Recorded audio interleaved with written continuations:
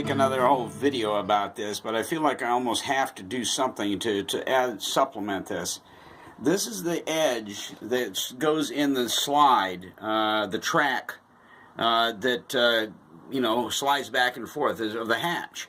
The problem is that over time this is worn down literally just to almost a knife edge, and it makes for the thing opening and closing very unsteadily. It wants to go back and forth as it catches, and it does not operate smoothly.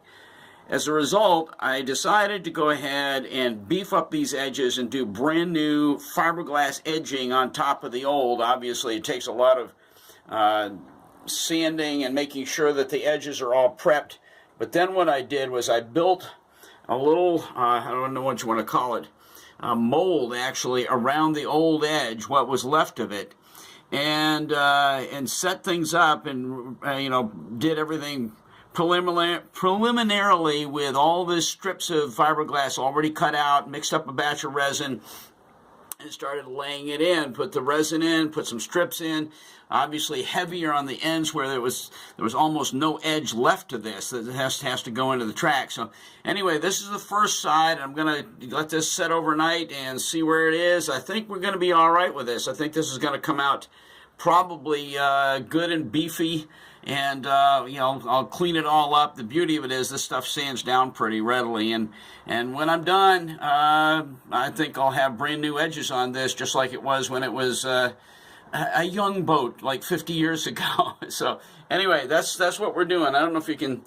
see this. This almost creates this trough on top of the old edge. And down here, boy, I mean, there was just almost nothing left. Hang on, it's not focusing. Almost nothing left. And anyway, so it's all fiberglass and resin now, and we'll see how it turns out. Get back to you later when we see how this comes out in the morning. Thanks, bye.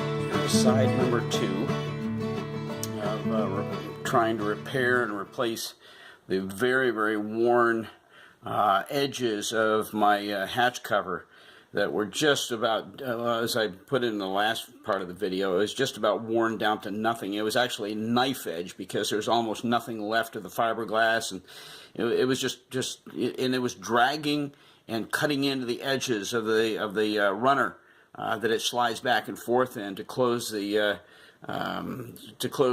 companionway. So anyway, this is the second one I've done. Just did a little touch up tonight. Let me go over here real quick. Did a little touch up tonight on this. Okay, gave us a little more. This is my new edge, and I just there were a couple little low areas, and so I hit it with some resin. And let that harden overnight, and it'll sand right down. It'll be just almost perfect. I mean, this new edge is going to be like it was just came out of the factory, I guess. Well, factory, however they produced these boats back in the very early 1970s. I guess it was about 1970 or 69 when my boat was built. So, anyway. All right, that's it for this part of the video. I'll let you see the rest of it when I get done with it, and we'll finish up this video. This is another thing I did tonight.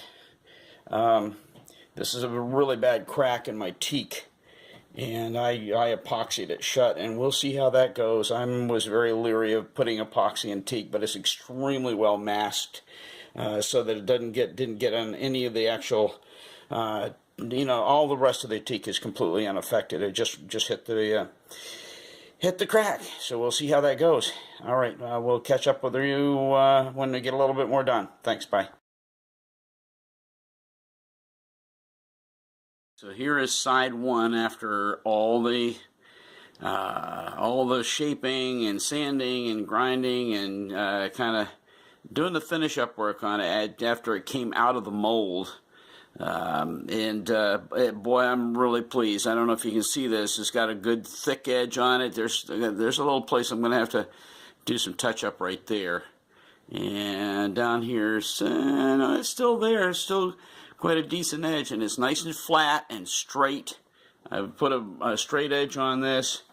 And anyway, this is what it looks like after putting brand new glass and resin into it. And you know, boy, considering where that came from, that it was basically a knife edge and non-existent. That edge was non-existent, especially toward this end right here. There was no edge.